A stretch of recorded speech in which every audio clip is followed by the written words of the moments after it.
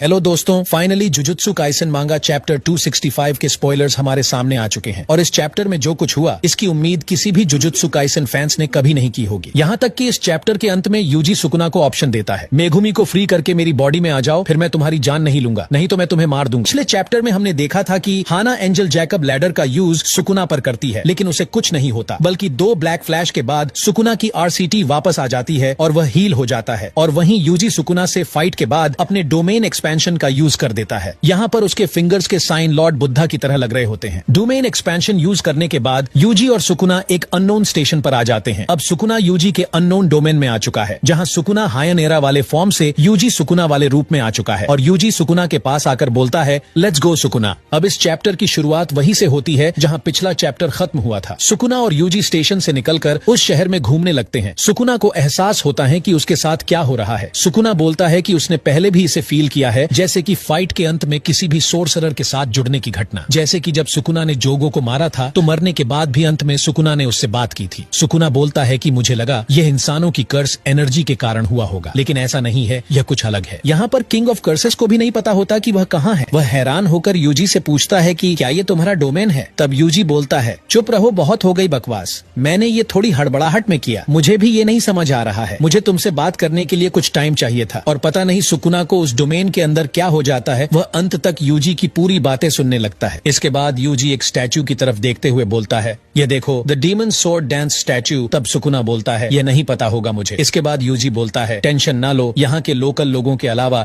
इसके बारे में किसी को भी नहीं पता होगा। इसके बाद यूजी सुकुना को अपना पास्ट बताने लगता है। यूजी बोलता है कि मैं 7 साल की एज तक यहाँ रहा, उसके बाद मैं दादाजी के काम के कारण सेंदाई चला गया। मेरा जन्म सेंदाई में हुआ था। मैं 10 साल बाद अपने दादाजी के दोस्त के फ्यूनरल पर यहाँ आया था। इसके बाद यूजी बोलता है कि मैं हैरान हूँ कि ये जगह कितनी खाली हो चुकी है। इसके बाद यूजी फिर बोलता है कि मुझे हैरानी नहीं हुई, ईमानदारी से कहूँ तो मुझे इसकी उम्मीद थी। यूजी बोलता है कि मुझे आश्चर्य है कि अगर मेरे दादाजी की डेथ पहले हुई होती तो क्या दादाजी के दोस्त उनके फ्यूनरल पर आते? सुकुना चुप था, कुछ बोल भी नहीं पा रहा था यूजी की इन बातों पर। इसके बाद दोनों एक पार्क में जाते हैं, जहाँ यूजी बताता है कि मैं इस पार्क में सबसे ज्यादा जाता था, यहाँ पर अब ज्यादा खेलने वाली चीजें नहीं बची हुई हैं। यूजी बोलता है, मैं इसके बारे में नाराज नहीं हूँ, क्योंकि एक बार झूले में पैर फंसने की वजह से मुझे लगा था कि मैं मर जाऊंगा। इसके बाद यूजी एक फूल को देखते हुए बोलता है, यह एक मॉर्निंग ग्लोरी है। इसी पर सुकुना बोलता है, यह एक हाइड्रेंजा है बेवकूफ। तब यूजी बोलता है, मुझे पता है, गलती हो गई, यहाँ बहुत सारे फूल खिलते हैं ना, मैंने सच में इसे सेंदाई में आने के बाद देखा। तभी यूजी सुकुना से पूछता है, रुको, तुम अलग अलग फूलों को जानते हो क्या? सुकुना बोलता है, मैंने इसे मेघुमी की यादों से सीखा है। तब यूजी बोलता है, ठीक है, लेकिन इसका मतलब ये कि तुम मेरी बॉडी में थे तो तुमको इस शहर के बारे में सब पता होगा। इस पर सुकुना बोलता है, मैंने ऐसी यादों में समय नहीं बर्बाद किए। इसके बाद यूजी सुकुना को क्रॉफिश पकड़ने के लिए ले जाता है और बोलता है, इसे ट्राई करो, क्या हिस्ट्री का सबसे बड़ा सोर्सरर कुछ क्रेफिश नहीं पकड़ सकता? सुकुना बोलता है, चुप रहो। इसके बाद दोनों क्रॉफिश पकड़ते हैं। यूजी बोलता है, वाह। तब सुकुना बोलता है, तुम्हारा वाला छोटा है। वहीं यूजी बोलता है कि तुम्हारे पास एक अमरीकी क्रॉफिश है और मेरे पास जापानी, जो कि एक रेयर क्रॉफिश है। यूजी और सुकुना इस बात पर लड़ रहे होते हैं कि किसने बेस्ट क्रॉफिश पकड़ी है। सच में इसकी उम्मीद मैंने सुकुना से कभी नहीं की थी। इसके बाद दूसरी जगह पर ले जाकर यूजी सुकुना को बताता है कि यह एक डिपार्टमेंटल स्टोर है। जब मैं 5 साल का था तब ये खुला था, जिसके कारण सभी इंडिपेंडेंट स्टोर्स बंद हो गए। इससे मुझे दुख था, लेकिन मैंने उन्हें माफ कर दिया, क्योंकि उसके ऊपर उन्होंने एक मूवी थिएटर खोल दिया। इसके बाद यूजी बोलता है कि यह एक नेचरलेस जगह है, लेकिन टेंशन ना लो, शहर से बाहर निकलने पर हर जगह हरा भरा है। इस पर सुकुना बोलता है, यहाँ मैं किसी चीज के लिए सांस नहीं रोक रहा हूँ। इसके बाद यूजी सुकुना को खेतों की तरफ ले जाता है और बोलता है, ये देखो,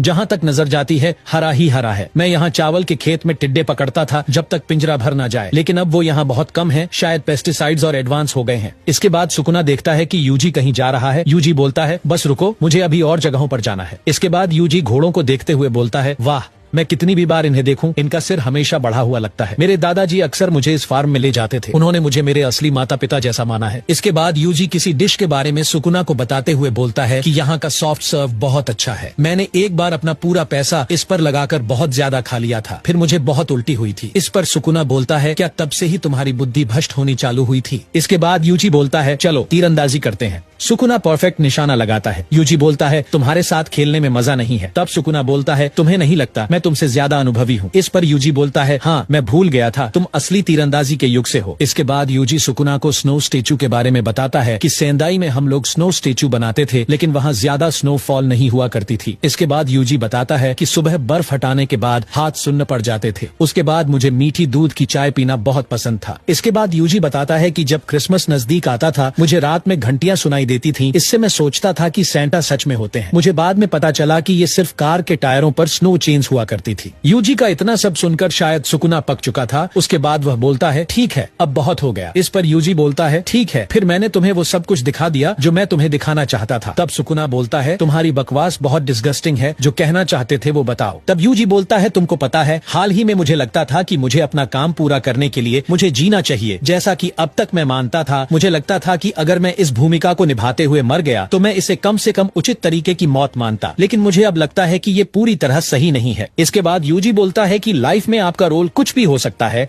जैसे कि कुत्ते को घुमाना, परिवार का ख्याल रखना। इंसान के जीवन की यादें ही उसके जीवन को वैल्यूएबल बनाती हैं। इसका इस बात से कोई मतलब नहीं कि कौन कैसे मरता है। मैं ऐसे किसी भी व्यक्ति को माफ नहीं कर सकता जो सोचता है कि किसी के जीवन में कोई वैल्यू एक्सिस्ट ही नहीं करती। यूजी बोलता है, मैं तुमसे नफरत करता हूँ सुकुना। इंसान कोई टूल नहीं है, हम लोग किसी पहले से ही सेट रोल के लिए पैदा नहीं होते। मुझे इस बात का कोई आइडिया नहीं है कि कोई इंसान फंडामेंटली अच्छा होता है कि बुरा। यूजी बोलता है, शायद मैं ही गलत हूँ। मुझे लगा कि कम से कम मुझे तुमको ये दिखाना चाहिए, अपने अलावा किसी और की इंसानियत, किसी ऐसे की जिसमें तुम्हें कोई वैल्यू नहीं दिखती। तब सुकुना बोलता है, मुझे कुछ भी फील नहीं हो रहा। मैं तुम्हारी हर बात समझ रहा भाई, लेकिन फिर भी मुझे कुछ महसूस नहीं हो रहा। ठीक उसी तरह यूजी, जिस तरह से तुमने फील किया था जब तुमने देखा कि ये शहर कितना शांत हो गया है। इसके बाद यूजी बोलता है, तो मैं फेल हो गया जैसा मैंने सोचा था। इसके बाद सुकुना बोलता है, इतना ही कहना काफी है। मैं हैरान हूँ कि तुम कितने कायर हो रहे हो। मेरे लिए तुम्हारा गुस्सा और तुम्हारी नफरत क्या इतनी ही थी? तुम शायद ऐसे नहीं हो सकते हो। सुकुना जब ये पूछ रहा था तब हमें बुद्ध की मूर्ति दिखाई देती है। सुकुना पूछता है कि क्या तुम मुझ पर दया कर रहे हो? क्या दया दिखाने का तुम्हारा यही तरीका है? इसके बाद यूजी की आंखें लाल हो जाती हैं और यूजी सुकुना को बोलता है, एकदम सही समझे। मेरे पास तुम्हें मारने की एबिलिटी है सुकुना। मैं तुम्हें मार सकता हूँ। मेघुमी को छोड़ दो और मेरी बॉडी में वापस आ जाओ तो मैं तुम्हें जिंदा छोड़ दूंगा। इसके बाद सुकुना भी गुस्से में आ जाता है क्योंकि यूजी ने उसे धमकी दी। सुकुना बोलता है, इतनी बड़ी गलतफहमी, मैं तुम्हें सिर्फ टुकड़े टुकड़े करके नहीं रुकूंगा। तुम्हारी आंखों के सामने हर उस इंसान को मारूंगा जिसे तुम कीमती बता रहे हो। दोनों गुस्से से लाल हो चुके हैं। यहीं पर यह चैप्टर खत्म हो जाता है। अगले चैप्टर में हमें इन दोनों की फाइट के साथ यूजी का एक नया रूप देखने को मिलेगा। पूरे जुजुत्सु काइसेन में मैंने इस तरह का चैप्टर नहीं देखा। यूजी का डोमेन और कॉन्फिडेंस को देखकर यही लग रहा अब बहुत जल्द बहुत कुछ बड़ा होने वाला है। नेक्स्ट वीक ब्रेक है।